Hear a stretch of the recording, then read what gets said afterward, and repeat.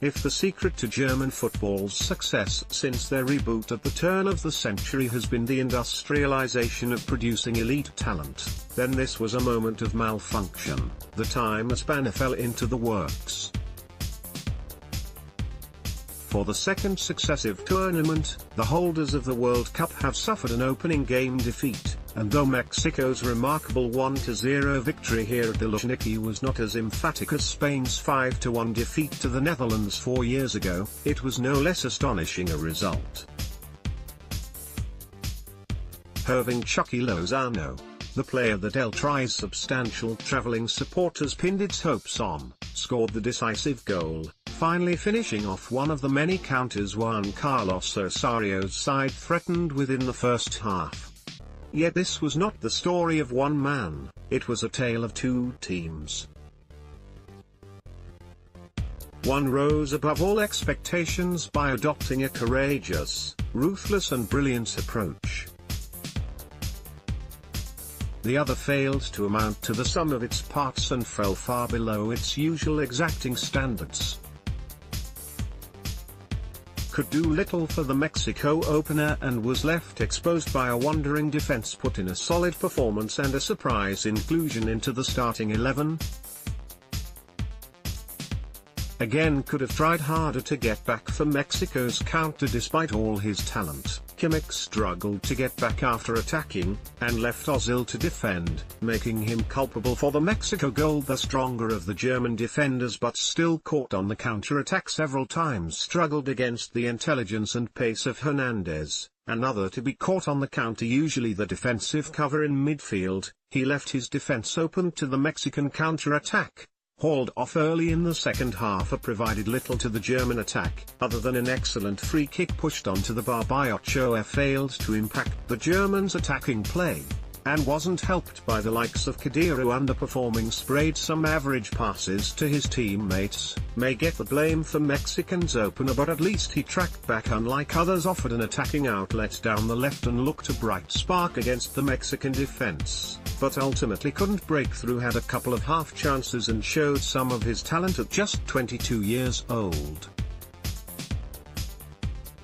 An excellent save to deny Toni Kroos from a free kick, and kept his nerve towards the end as Germany attacked solid at the back against the array of German talent, especially as the pressure piled on in the second half. Had remarkable energy to defend all the German attacks, and still managed to fly forward to the byline in the 87th minute.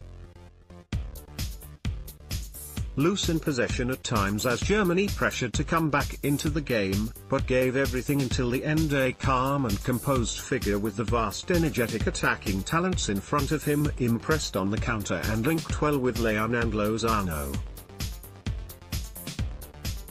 Guilty of missing a couple of chances from range, missed a host of chances, mostly from range, but was one of many to look dangerous on the counter, a constant threat to the German defense. His pace and intelligence can frustrate most defenses in the world. Always looks better for country than club. Picked up an early, needless yellow card for time wasting, but performed well and gave everything for his team at last summer's Confederations Cup, held here in Russia. Germany's head coach Joachim Löw used a squad of second stringers on his way to victory in the final. Mexico were comfortably beaten in the semis, and the nation revived its interest in a national team that was rolling over opponents with the same familiar faces. That strength in depth is one other reason why Germany are among the favorites for this tournament. Yet a year on, with many of those familiar faces back in Löw's lineup, here was a reminder that strength in depth is of minor importance in international tournaments. A wealth of talent is all well and good, but points are won by 11 players working to an effective tactical plan. Germany's success under Joachim Löw has been built upon patient, methodical build-up play that eventually overloads and overwhelms the opponent. Mexico, in the opening stages of this encounter, could hardly have taken a more contrasting approach. Juan Carlos Osario's side showed the reigning champions little to no respect, barely allowing them to draw breath. Juan Carlos Osorio celebrates a famous victory, Getty, perhaps understanding that there was little point settling for a draw, given how a second-placed finish in Group F will likely set up a last 16 meeting with tournament favourites Brazil. Mexico's quick, cohesive four of Lozano, Miguel Leon, Carlos Vela and Javier Hernandez sought blood from the first whistle, and almost found it straight away. Jerome Boateng, often Germany's saviour in frantic first half, had blocked a goal-bound Lozano effort before a minute was up on the clock.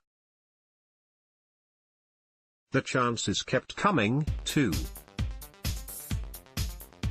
Although Germany were intermittently threatening themselves, many of their forays forward featured the marauding runs of right-back Joshua Kimmich, who seemed unconcerned about the amount of space he left behind him.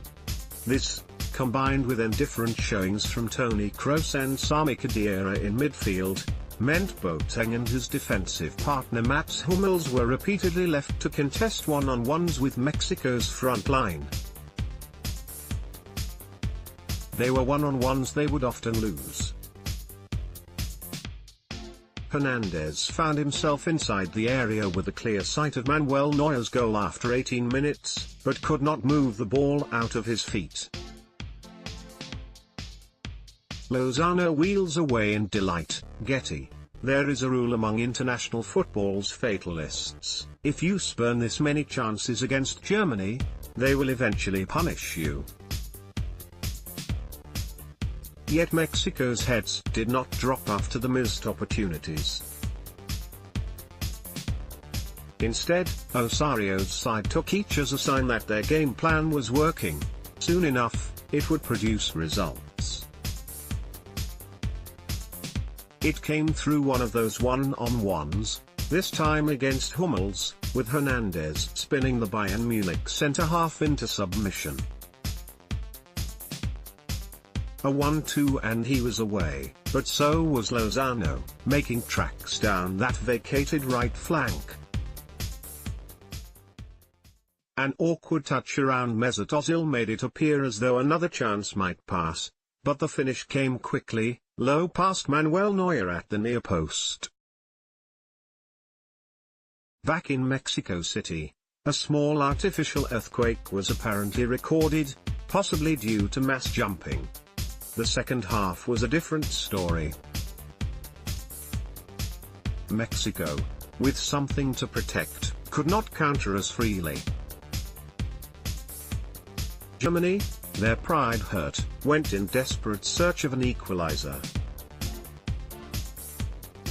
Kroos had come close with a free kick before the interval, only for Guillermo Ochoa to palm it against the crossbar, and Mexico's goalkeeper would be only become busier.